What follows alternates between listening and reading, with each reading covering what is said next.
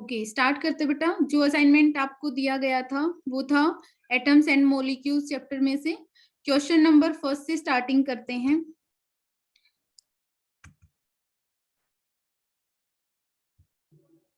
First question दे रखा है, what information do we get from the molecular formula, यानी कि जो भी हमें किसी भी सब्सटेंस का, किसी भी मॉलिक्यूल का जो मोलिकुलर फॉर्मूला दिया जाता है उससे हमें क्या क्या इंफॉर्मेशंस मिलती हैं। तो पॉइंट क्या है कि हमें क्या बताना है कि जो मोलिकुलर फॉर्मूला, जैसे मान लीजिए मैं आपके सामने लिख देती हूँ कैल्शियम कार्बोनेट, तो जो फॉर्मूला है उसको देख के आप क्या क्या चीजें उसके बारे में बता सकते हो। तो फर्स्ट आपको दे रखा है it represent one molecule of the substance, बिल्कुल एक मॉलिक्यूल के बारे में बताता है, यानी कि जो फॉर्मूला होता है वो एक मॉलिक्यूल के बारे में बताता है उस सब्सटेंस का, पर्टिकुलर का। तो बिल्कुल ठीक बात है। It does not tell the name of the substance, ये तो बिल्कुल गलत है। नेम तो बताता है, क्योंकि कैल्शियम कार्बोनेट जैसे नाम से ही पता चल जाता है, जैसे वाटर लिख दिया हमने, H2O लिख दिया, तो जो फॉर्मूला है उसी से हमें समझ आ जाता है कि क्या नेम है सब्सटेंस का। तो ये जो सेकंड पॉइंट है ये गलत है।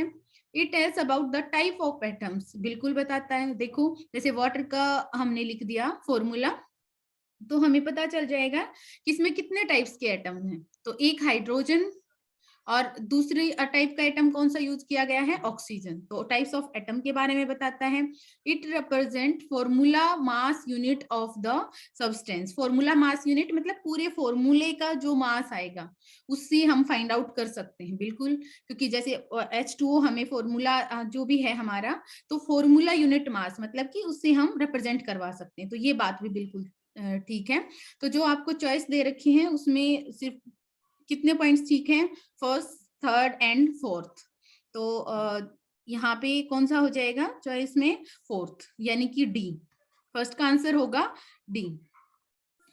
फिर चलते हैं क्वेश्चन नंबर सेकंड की तरफ। What is the atomicity of ammonia. सबसे पहले आपको पता होना चाहिए कि अमोनिया का क्या फॉर्मूला होता है। अमोनिया का फॉर्मूला होता है बेटा NH3। तो आपसे पूछा गया है एटोमिसिटी। एटोमिसिटी का मतलब होता है नंबर ऑफ एटम्स। तो अमोनिया के अंदर कितने नंबर ऑफ एटम्स हैं, तो हमें दिख रहा है एक नाइट्रोजन है और 3 हाइड्रोजन है। तो 1 और 3 कितने हो गए टोटल, 4। सिर्फ जो एटॉमिसिटी में आपको नंबर ऑफ एटम्स गिनने होते हैं, जो फॉर्मूले से आसानी से कैलकुलेट कर सकते हो आप। तो आंसर हो जाएगा B, 4।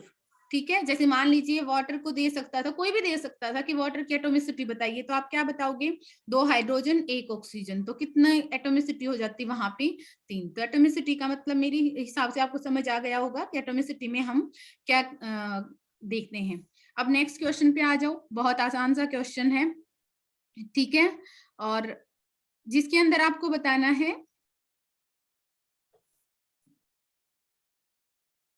A dozen of pencil, यानी कि 1 दर्जन पेंसिल का मतलब क्या हो गया, सबको पता है, वेल, यानी कि फर्स्ट को रिलेट कर दो बी से। तो ए की देखो, वैसे तो इसी चीज से भी सॉल्व हो जाएगा क्वेश्चन, फर्स्ट को बी से रिलेट कर दो, ठीक है। अब वो गेड्रो कांस्टेंट हमने बता रखा है कितना होता है, 6.022 इंटू 10 की पावर 23, बिल्कुल ठीक है। सेकंड का डी। थर्ड क्या होता है, कौन सी यूनिट यूज की जाती है केमिकल सब्सटेंसेस को गिनने के लिए। मैंने इतनी बार बताया आपको क्लास में कि हम केमिस्ट्री के अंदर एक यूनिट मान के चलते बेटा। जैसे जनरल लाइफ में हम जैसे किसी भी सब्सटेंस को गिनने के लिए दर्जन इस फॉर्म में बात करते हैं, उसी तरीके से यहाँ पे किसको यूज किया जाता है, मोल को यूज किया जाता है, ठीक है। रेफरेंस एटम, रेफरेंस एटम का मतलब होता है जिसको स्टैंडर्ड बनाया गया है, कि जिस रेफरेंस एटम का मतलब जिसको स्टैंडर्ड बना के सारे कंपैरिजन किए जाते हैं उसको रेफरेंस एटम बोलते हैं। जैसे मान लीजिए मैं आपकी क्लास में कोई टेस्ट कंडक्ट करती हूँ और किसी सबके अलग अलग मार्क्स हैं, सिंपल सी बात है। किसी बच्चे के 18 मार्क्स हैं, ठीक है, और हाईएस्ट 20 का टेस्ट था और 20 में से 18 मार्क्स हैं, ठीक है। तो मैं क्या लेके चलती हूँ उसको, मान लीजिए मैं रेफरेंस ले लेती हूँ उसको, और मैं बोलती हूँ कि 18 से 2 नंबर कम आप क्यों आए आपके, हर एक बच्चे को ऐसे कंपैरिजन करना स्टार्ट कर देती हूँ। तो मैंने स्टैंडर्ड किसको लिया है, 18 को लिया है। तो रेफरेंस एटम, तो वहां पे क्या था, कार्बन 12। किसी भी चीज का मास कैसे कैलकुलेट करते थे हम, रेफरेंस एटम कौन सा लेके चलते थे, कार्बन 12। तो यही वाली चीज आपसे पूछी गई है कि रेफरेंस एटम कौन सा होता है, तो आपका आंसर होगा कार्बन 12। नेक्स्ट क्वेश्चन पे आ जाओ बेटा। What is the ratio of magnesium and sulphur by mass in magnesium sulphide. सबसे पहले तो आपको फॉर्मूला पता होना चाहिए। देखो यही वाली चीज है जो मेन होती है, यानी आपको जो नाम दिया गया है उससे पहले आपको फॉर्मूला पता होना चाहिए। मैग्नीशियम के लिए क्या लिखते हो, Mg 2 पॉजिटिव। जब फॉर्मूले में लिखते हो तो उसका पूरा ये लिखो, ठीक है, कितना चार्ज है। सल्फाइड का मतलब होता है बेटा सल्फर के ऊपर 2 नेगेटिव, ठीक है। फिर मैंने आपको सिखा रखा है कि जैसे Mg और S, ये दो और ये दो, तो सबसे पहले सिंपल रेशियो ये 1, तो कितना हो गया, फॉर्मूला क्या बन गया, MgS। तो सबसे पहले तो फॉर्मूला बनाना आना चाहिए आपको। तो फॉर्मूला वैसे याद, किसी को याद है कि मैग्नीशियम सल्फाइड MgS होता है, तो बहुत अच्छी बात है, ठीक है। अगर किसी बच्चे को वैसे याद नहीं है तो आप नाम से फॉर्मूला कैसे बनाओगे वो चीज मैंने आपको यहाँ पे बताई है, ठीक है। अब क्वेश्चन पे आते हैं। अब ये पूछा गया है कि रेशियो बताना है मैग्नीशियम का और सल्फर का, ठीक है, हम बता देंगे, लेकिन किसकी रेफरेंस में, बाय मास, उनके मास का रेशियो बताना है। तो बताइए बेटा, मैग्नीशियम के एक एटम का मास कितना होता है, मैग्नीशियम का एटॉमिक नंबर 12 और मास कितना होता है 24, और सल्फर का कितना होता है मास 32। रेशियो निकालना है आपको, ठीक है, तो निकाल लो। 8 से कर सकते हैं ना, 3, और ये क्या हो जाएगा, 8 4 जा 32, तो रेशियो कितना हो जाएगा 3:4। तो आंसर कितना हो जाएगा फर्स्ट, ठीक है।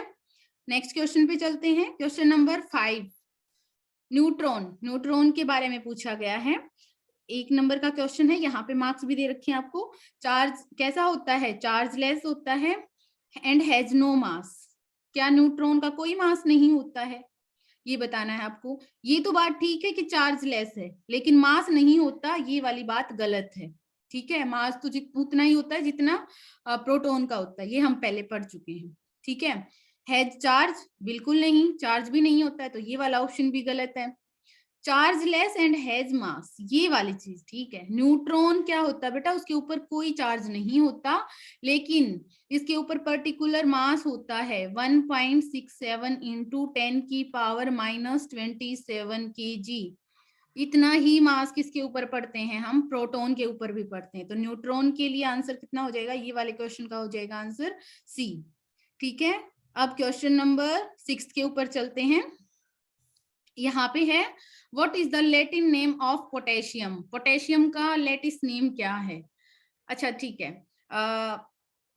पॉइंट क्या है, ये जर्नल सा नॉलेज का मतलब आप ऐसे बोल सकते हो क्वेश्चन है। पर्टिकुलरली ऐसे पूछा गया कि पोटेशियम का दूसरा नाम क्या है। जैसे हम दूसरी लैंग्वेज के अंदर दूसरा नाम क्या है, सिंपल ऐसे है, जैसे मान लो मैं ये बोलती हूँ 4 पाई, ठीक है। तो 4 पाई का को हम ये बोल रहे कि हरियाणवी में क्या बोलते हैं, दूसरी लैंग्वेज के अंदर क्या बोलते हैं, तो वो आप बोलोगे फटाक से, जो भी जैसे खाट ऐसे बोलते हैं ना, तो वो पर्टिकुलर दूसरी लैंग्वेज के अंदर जो नाम है उसको बोलते हैं। इसी तरीके से हमसे पूछा गया है कि पोटेशियम का, तो ये वाला क्वेश्चन नहीं आया होगा तो कोई बड़ी बात नहीं है, ये सिंपल थ्योरेटिकल क्वेश्चन है, नाम बताना है आपको, तो आप आंसर करोगे सी, कैलियम, ठीक है। नेक्स्ट क्वेश्चन पे आ जाते हैं बेटा, question number 7, what is Dalton. ठीक है, डाल्टन क्या है। अब ध्यान रखना, ये नहीं पूछा गया है हु इज डाल्टन, ठीक है। जैसे कई बच्चों ने लिख दिया होगा कि साइंटिस्ट है, यहाँ पे हु होता ना कि कौन है डाल्टन, तो डाल्टन आपको पता है कि साइंटिस्ट का नाम था, तो उस टाइम पे एक साइंटिस्ट ऐसे लिख सकते हो, लेकिन डाल्टन क्या है, एक यूनिट है। आप ध्यान रखना, केमिस्ट्री के अंदर डाल्टन क्या है, एक यूनिट है, ठीक है। तो जैसे जो आप लिखते हो ना कि यूनिट के तौर पे, वही 1.67 इंटू 10 की पावर -27 kg, ठीक है। इसको क्या मान लिया गया है, एक यूनिट मान लिया गया है, तो ये क्या है, या फिर इसी को ही क्या मानते हैं, जैसे 1U यूनिफाइड, ठीक है, ऐसे पढ़ते थे, उसी को हम क्या बोलते हैं, डाल्टन बोलते हैं, ठीक है, दूसरा नाम। तो 1.67 इंटू 10 की पावर, जैसे हम ध्यान रखो बेटा, सुविधा के लिए हमने उस चीज को थोड़ा कन्वर्ट कर लिया है। जैसे इतनी बड़ी वैल्यू को याद करना बार बार, जैसे एक प्रोटॉन होगा तो उसको हमने 1 यूनिट बोलना स्टार्ट कर दिया, 2 प्रोटॉन का मास 2 यूनिट बोलना स्टार्ट कर दिया। ऐसा ना, अगर हम इतनी बड़ी यूनिट को याद करते तो वो ज्यादा लेंथी हो जाता है, इसलिए। ठीक है। अगर किसी बच्चे को कुछ भी पूछना है तो वो व्हाट्सएप पे मैसेज करेगा बेटा, ठीक है। ध्यान रखना केशव, अगर आपको कुछ भी पूछना है बेटा तो व्हाट्सएप पे मैसेज डाल दो एक बार, ओके। उससे पहले हम किसी भी बच्ची को यहाँ पे अलाउ नहीं करेंगे, ये आपको सभी को पता है। ओके, 1 सेकंड के लिए रुकना है।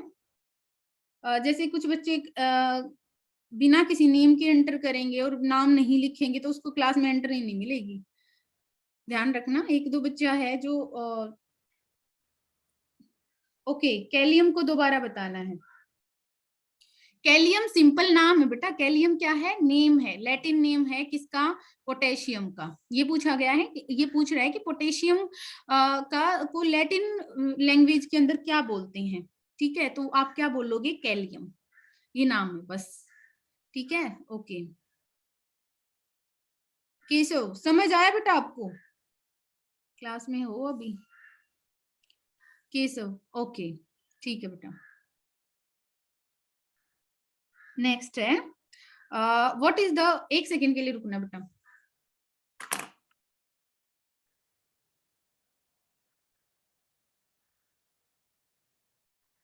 जैस्मिन बेटा, अपने नाम से क्लास के अंदर एंटर करोगे तभी आपको क्लास के अंदर एंट्री मिलेगी।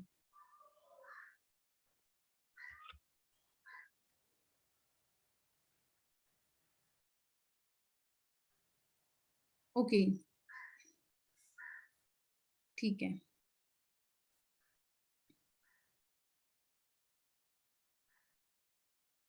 नेक्स्ट पे आ जाते हैं बेटा। What is the valency of calcium in calcium carbonate, calcium carbonate के अंदर कैल्शियम की वैलेंसी कितनी है। तो बेटा वैसे भी बता सकते हो, कैल्शियम के ऊपर कितना होता है, 2 पॉजिटिव, ठीक है। कार्बोनेट के ऊपर कितना होता है, 2 नेगेटिव, इसीलिए कैल्शियम कार्बोनेट बना है। तो कैल्शियम मैंने पहले भी सिखाया है, जो चार्ज होता है उसी को उसकी वैलेंसी बोलते हैं। तो कैल्शियम की वैलेंसी कितनी हो जाएगी यहाँ पे, आपका आंसर होगा 2, ठीक है, इस तरीके से। नेक्स्ट आता है, give an example of try atomic molecule of an element. देखो अब ध्यान से देखना है, इस क्वेश्चन को थोड़ा ध्यान से देखना है। जैसे इस क्वेश्चन के बारे में जब पूछा जाता है तो बच्चे क्या लिख देते हैं, जैसे कार्बन डाइऑक्साइड है ना, उनको लगता है कि 3 एटम हो गए, 1 कार्बन और 2 ऑक्सीजन, है ना। तो वो ये सोचते हैं ट्राई एटॉमिक, 3 एटम वाला, ट्राई मतलब 3, एटॉमिक मतलब एटम वाला मोलिक्यूल।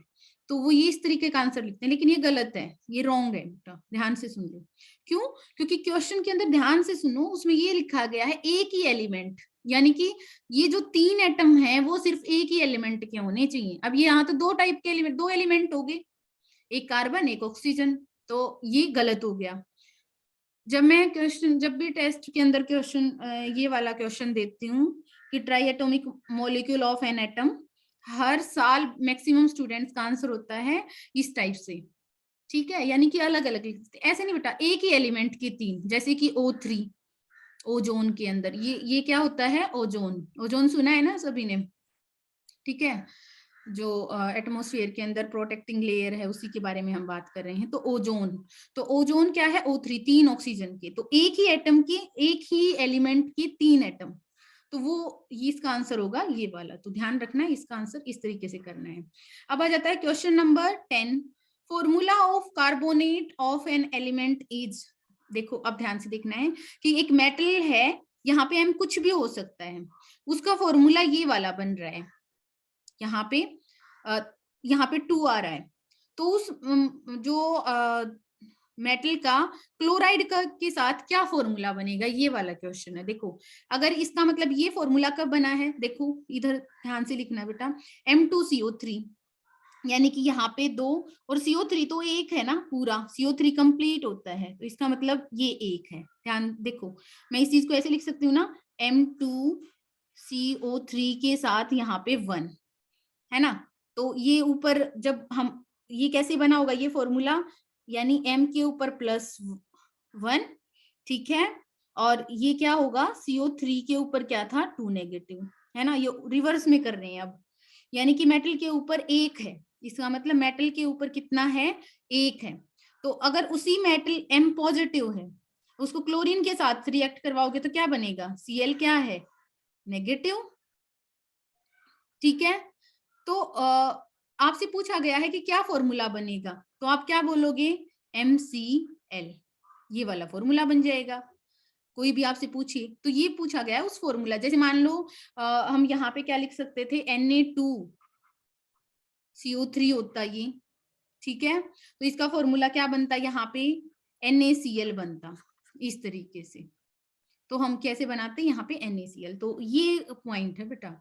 आप NaCl आंसर नहीं लिखोगे क्योंकि हमें M बता नहीं रखा, तो उसी मेटल का क्लोराइड के साथ, तो MCl कैसे करना है ये देखो। जिस बच्चे ने पूरा चैप्टर अच्छे से पढ़ा है वही बच्चे इन चीजों का आंसर कर सकते हैं, इन सारे क्वेश्चंस का, ठीक है, कि भाई किस तरीके से इनके ऊपर वैलेंसी जा सकती हैं ये सारी चीजें।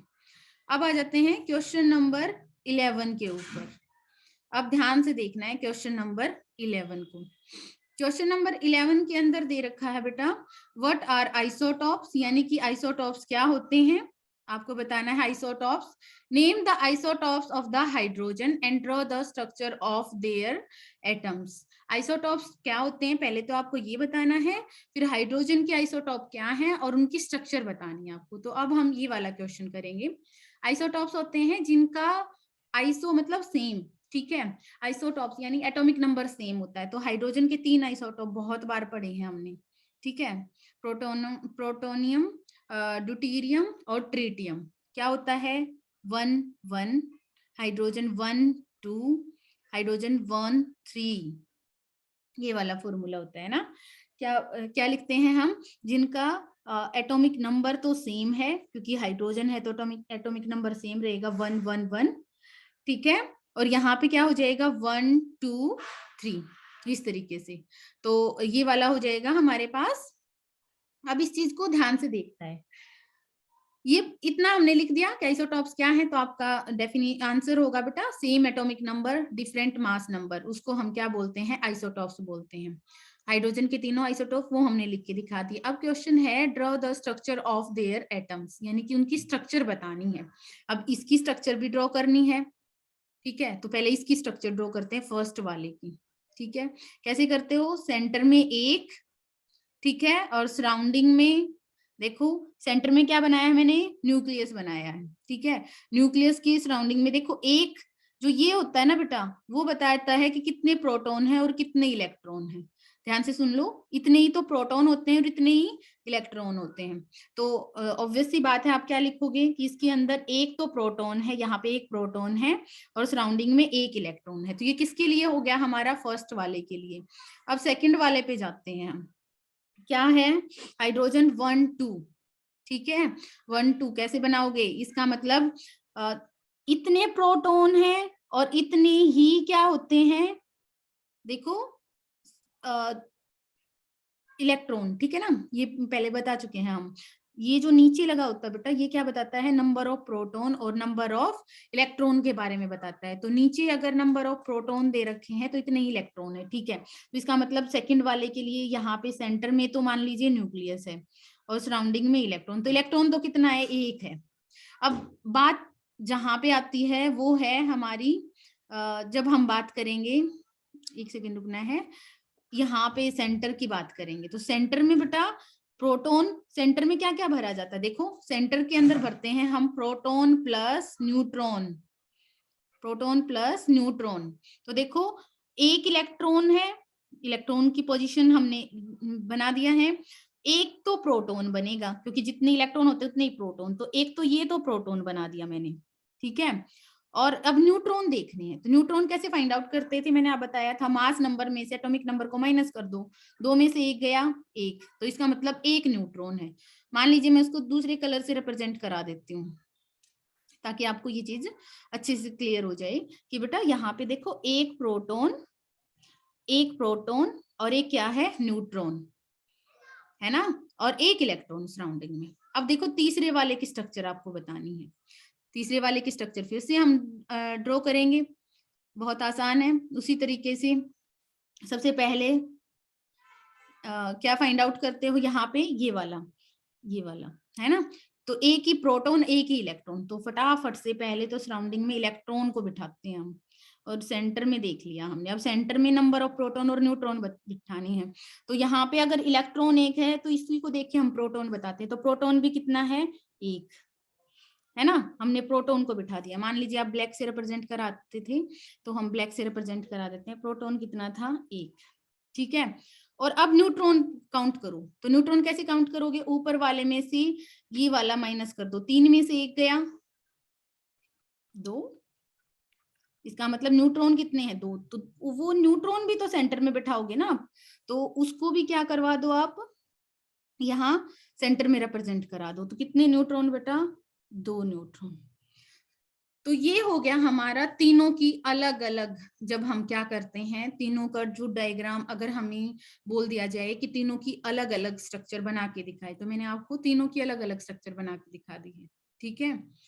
अगर मैं क्लास के अंदर ये करवा रही हूँ तो इसका मतलब ये है बेटा कि आपको ये बना के, जितना काम आपको करवा दिया है, मैच करवा दिया है, उसकी फोटो क्लिक करके मेरे पास शाम तक सेंड करनी है।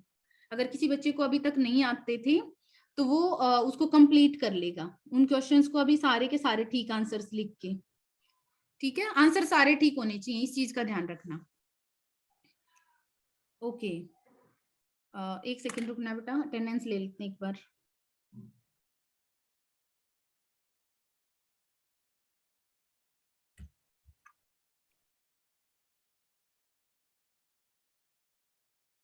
चलो, अच्छा एक चीज और है उससे पहले, आप सभी को बोला गया है एक्टिविटी सेंड करने के लिए। एक 6th क्लास का बच्चा इतनी अच्छी एक्टिविटी परफॉर्म करके मेरे पास भेजता है ना, और 9th क्लास के बच्चों का रिस्पॉन्स बस पेज पे ड्रॉ कर दिया, बस काम चल गया हमारा। ऐसा नहीं है, कुछ बच्चों ने तो भेजा है, चलो ठीक है, ना सी तो वो भी बेटर है ना बेटा। अगर ऐसे फिर आप ये भूल जाओ कि आप घर पे रह के इतना टाइम लेने के बाद भी अगर एक्टिविटी परफॉर्म करने का आप हिम्मत नहीं है आपके अंदर, तो आप इस चीज को भूल जाओ कि आप कहीं पे कुछ कर पाओगे। और आपको बोला गया है कि जो आप ये परफॉर्म कर रहे हो उसके बेसिस पे आपकी पोजीशंस भी निकाली जाएंगी। तो जिन बच्चों को लास्ट टाइम मैंने कल भी बोला था कि कल दोबारा से रिमाइंडर मैसेज भी सभी बच्चों को भेज दिया गया था कि बेटा आप अपनी एक्टिविटीज सबमिट करा दो। ऐसा नहीं है, कुछ बच्चों ने मेरे पास सबमिट कराई है, लेकिन एक मॉडल में और एक पेज पे बनाने में फर्क है। अगर आप 20 के 20 एलिमेंट्स का नहीं बनाते तो कम से कम 4 या 5 एलिमेंट्स का मॉडल बनाओ बेटा। मॉडल में और सिंपल पेज पे ड्रॉ करने में फर्क होता है, इस चीज को थोड़ा सा समझो आप, ठीक है। अब अगर मैं आप ये बोलूंगी कि आप पेज पे बना के और 2-4 लाइनें लिख के उसको एक्सप्लेन कर दो, उसमें क्या बेनिफिट है, वो साइंस एक्टिविटी थोड़ी ना है। तो जिन बच्चों ने सेंड नहीं की है वो आज शाम तक पक्का सेंड कर देना, ठीक है। अगर मैम बोलेंगी तो मैं उनसे बात कर लूंगी और रिजल्ट फिर बाद में डिक्लेयर कर देंगे। आज शाम तक आप भेज देना एक बार। चलो आगे करते हैं। तो ये हो गया, क्वेश्चन नंबर 12 पे आ जाते हैं बेटा। क्वेश्चन नंबर 12, अगर किसी बच्चे को कुछ भी पूछना है तो पहले क्लास के अंदर हैंड रेज करना पड़ेगा उसको, उसके बाद मैं व्हाट्सएप देखती हूँ बेटा, उससे पहले व्हाट्सएप चेक नहीं करते ना बार बार। ओके, क्वेश्चन नंबर 12 के ऊपर आ जाते हैं। अब आपसे पूछा गया है कि मोल के अंदर कन्वर्ट करवाओ। ये बहुत सारे क्वेश्चन हमने किए थे। मेरे हिसाब से ये वाला क्वेश्चन आप सबको बहुत इजी लगना चाहिए था। अगर नहीं हुआ है तो एक बार करके भी दिखा देते हैं किस तरीके से हम करते हैं। ओके, सो एक सेकेंड रुकना बेटा,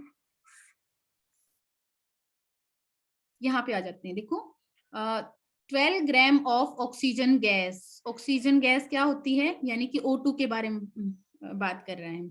तो ये कह रहा है कि उसके अंदर उसको मोल के अंदर कन्वर्ट कराओ। जिसमें मैंने आपको सिखाया है बेटा, पहले क्या सिखाया है कि जो उसका फॉर्मूला होता है ना, उससे जो मास निकालते हैं हम, ठीक है, वो क्या होता है, उसका 1 मोल का मास होता है। जैसे मैं बताती हूँ, ऑक्सीजन, हमें पता है ऑक्सीजन गैस का फॉर्मूला क्या है, O2।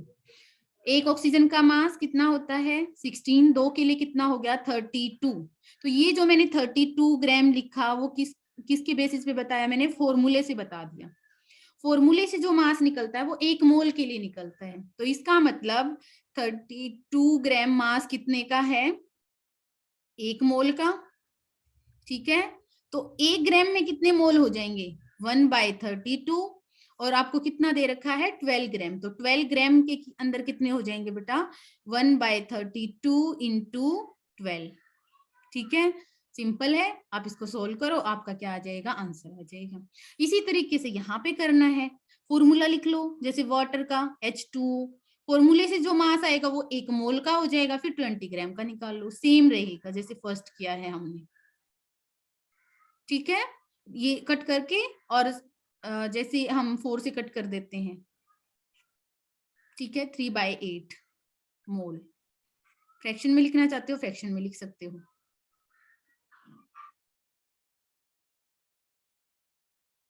ठीक है, अब क्वेश्चन नंबर 13 पे आ जाते हैं।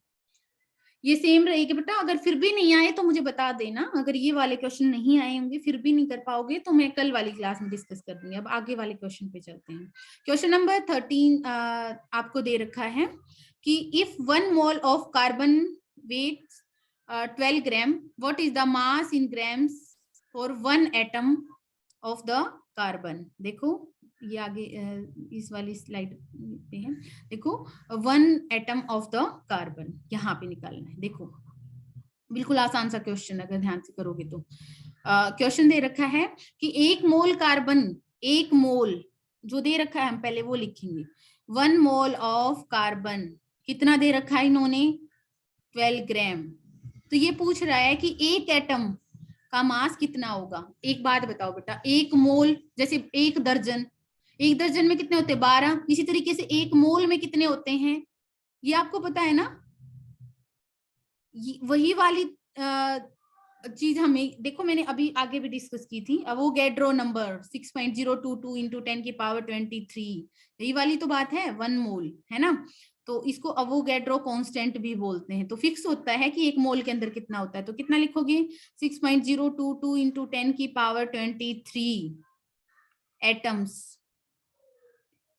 ये 1 मोल एटम ऑफ कार्बन। ठीक है, तो कितना हो गया 6.022 इंटू 10 की पावर 23 एटम्स ऑफ कार्बन। 1 मोल था, जैसे 1 दर्जन, दर्जन की जगह 12 लिख सकते हो, उसी तरीके से 1 मोल की जगह 6.022 इंटू 10 की पावर 23 ऑफ कार्बन कितना हो जाएगा 12 ग्राम। तो 1 के लिए कितना हो जाएगा बेटा, 1 के लिए निकालना है, तो 12/6.022 इंटू 10 की पावर 23 ये निकालना था। बस इसको फ्रैक्शन को मैथ्स के स्टूडेंट हो कर लो सॉल्व। ठीक है, जो आंसर आएगा वो तुम्हारा आंसर हो जाएगा, 1.9 कुछ इस तरीके से आएगा। ठीक है, नेक्स्ट पे आ जाते हैं। ये वाला तो क्वेश्चन बेटा आप, क्वेश्चन नंबर 14 अब हमारा जो FA3 हुआ था उसमें इस तरह के क्वेश्चन थे। कॉपर, देखो ये जो लिख रखा है ना, ये उसके ऊपर चार्ज भी बता रखा है, फिर क्या रह गया, ये तो सारा ही बता दिया उसने, सारी इंफॉर्मेशन उसने बता दिया है सारी की सारी। जैसे कॉपर है, कॉपर ब्रोमाइड, तो कॉपर के ऊपर कितना होता है, कितना, देखो ये जो दिया जाता है ना बेटा रोमन लेटर्स में, ये उसके ऊपर चार्ज दिया जाता है। तो कॉपर के ऊपर कितना चार्ज दे रखा है 2 पॉजिटिव। ब्रोमाइड का कितना होता है ये आपको पहले याद करवा चुकी हूँ, 1 नेगेटिव है ना, Br नेगेटिव होता है, तो ये -1 मान सकते हो ना आप इस चीज को। तो देखो कैसे बनाओगे, ये 2 और Br के ऊपर कितना है 1, तो इसको यहाँ पे ले जाओ, इसको यहाँ पे ले जाओ, फॉर्मूला क्या हो जाएगा CuBr2, इस तरीके से फॉर्मूला बन जाएगा। आपको सारी चीजें बता रखी हैं। अब ये बता रखा है देखो एल्यूमिनियम, एल्यूमिनियम के ऊपर कितना बता रखा है, देखो दे भी रखा है कि 3 पॉजिटिव है। और नाइट्रेट कितना होता है बेटा, ये फॉर्मूला ऐसा नहीं है कि हमें कोई अलग से मतलब इसका कोई और तरीका है याद करने का, ये सिर्फ आपको याद करने पड़ेंगे। ठीक है, सबको याद करने पड़ते हैं, हमने भी याद किए थे। तो नाइट्रेट कितना होता है NO3 नेगेटिव, तो इसको क्रॉस करो, सिंपल है, एल्यूमिनियम के ऊपर 3, NO3 के नीचे 1, तो यहाँ पे ये इसके साथ चला जाएगा, यहाँ पे यहाँ ये वाला चला जाएगा, फॉर्मूला क्या बन जाएगा, AlNO3, ठीक है। और कितना, NO3 पूरा पॉली एटॉमिक होता है ना, तो यहाँ पे 3 लगा दो। इस तरीके से सारे के सारे फॉर्मूले बनाने हैं, कर लेना, कितना आसान सा क्वेश्चन है। अगर किसी बच्चे को नहीं आई तो मेरे पास व्हाट्सएप कर देना, मैं आपको बता दूंगी जो भी क्वेश्चन नहीं आएगा आपको इनमें से, ठीक है। क्योंकि क्लास ओवर होने वाली है, तो लास्ट क्वेश्चन और डिस्कस कर लेते हैं। इंपॉर्टेंट क्वेश्चन था, क्वेश्चन नंबर 5 मार्क्स में है ये वाला क्वेश्चन, ध्यान से देखना है। तो एक बार सभी बच्चों को ये वाला क्वेश्चन ध्यान से देखना है। ये दे रखा है 0.44 gram of hydrocarbon on complete combustion, यानी कि कोई हाइड्रोकार्बन है, हाइड्रोकार्बन, और देखो उसका मास दे रखा है कितना, 0.44 ग्राम बता रखा है, on complete combustion with oxygen, मतलब कंबशन का मतलब ऑक्सीजन के साथ जलाने पे, सबको पता है ना कोई भी चीज कब जलती है, ऑक्सीजन की प्रेजेंस में जलती है। तो ऑक्सीजन के साथ कंबशन करते हैं तो क्या मिलता है, 0.88 ग्राम ऑफ कार्बन डाइऑक्साइड, यानी कि CO2 मिलता है कितना, 0.88 ग्राम, और वाटर कितना मिलता है, प्लस वाटर हमें मिलता है 1.8 ग्राम। अब देखो बेटा, ये सबसे इंपॉर्टेंट क्वेश्चन था पूरे असाइनमेंट का, ठीक है। अब ये बता रहा है, ये पूछ रहा है कि ये बताइए कि ये जो रिएक्शन हुई है वो एग्रीमेंट में है law of conservation of mass. Law of conservation of mass क्या होता है बेटा, law of conservation of mass के अकॉर्डिंग जो mass of reactant and mass of product क्या रहता है, सेम रहता है, ठीक है। जैसे मान लीजिए आपने दो चीजों को रिएक्ट करवाया, तो जो रिएक्टेंट के जैसे हाइड्रोकार्बन का मतलब होता है बेटा कार्बन और हाइड्रोजन, तो कार्बन और हाइड्रोजन का जितना मास यहाँ पे है ना, उतना ही कार्बन और हाइड्रोजन इस साइड मिलेंगे, उतना ही मास कार्बन एंड हाइड्रोजन का इधर मिलना चाहिए, जितना मास ऑक्सीजन का यहाँ पे है उतना ही मास यहाँ पे मिलेगा पक्का, ये होता है law of conservation of mass. तो ये जो हाइड्रोकार्बन है, इसका मतलब यहाँ पे जो मास दे रखा है रिएक्टेंट साइड, कार्बन और हाइड्रोजन का मास कितना है, कार्बन, क्योंकि फॉर्मूला ये है, तो कार्बन प्लस हाइड्रोजन का मास कितना है, 0.44 ग्राम, ठीक है। तो हम देख लेंगे इधर, ठीक है, 0.44 ग्राम। तो इसका मतलब इधर भी कार्बन और हाइड्रोजन का मास कितना आना चाहिए, 0.44 आना चाहिए। अब ये चीज प्रूव कर देंगे, लेकिन हमें ये पता, हम कैसे करेंगे भाई, कार्बन तो इसमें है, हाइड्रोजन इसमें है, तो बच्चों को दिक्कत ये है कि ये कैसे फाइंड आउट करें कि भाई कार्बन तो यहाँ पे है, हाइड्रोजन यहाँ पे है, हम कैसे प्रूव करेंगे कि यहाँ पे भी 0.44 था और यहाँ पे भी 0.44। आसान है बेटा बहुत। कैसे, देखो अगर हम कार्बन डाइऑक्साइड की बात करते हैं, तो एक कार्बन डाइऑक्साइड के अंदर कितना मास होता है कार्बन डाइऑक्साइड का, अगर आप गिनोगे कार्बन का 12 और 32 44, ठीक है, इसका मतलब 44 ग्राम कार्बन डाइऑक्साइड के अंदर कार्बन कितना था, ये टोटल का 44 है, तो कार्बन कितना था 12, एक के अंदर कितना हो जाएगा 12, 44, कितना मिला है हमें 0.88 ग्राम, तो हमें पता चल जाएगा कि इतने कार्बन डाइऑक्साइड में कितना है, तो कितना हो जाएगा 0.88 में कितना हो जाएगा 12/44 इंटू 0.88, फाइंड आउट कर लेना, आंसर ये वाली चीज आ जाएगी, मतलब कार्बन का पता चल जाएगा। ऐसे ही हाइड्रोजन का निकालना है। अब बताइए H2O में, H2O का कितना होता है 18 में हाइड्रोजन कितना है 2 ग्राम, 18 में हाइड्रोजन कितना होता है 2 ग्राम, एक में कितना हो जाएगा 2 बाय, यहाँ पे आप